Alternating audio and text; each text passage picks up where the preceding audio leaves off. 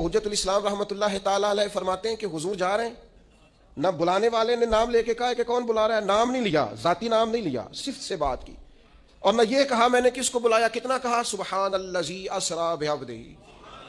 پاک ہے وہ ذات۔ اب میرا خیال ہے کہ ترجمے کی ضرورت، سب کو پتہ ہے کس ذات کی بات ہو رہی ہے، جس نے سیر کرائی کس کو، بعبدہ، اپنے بندہ ہے،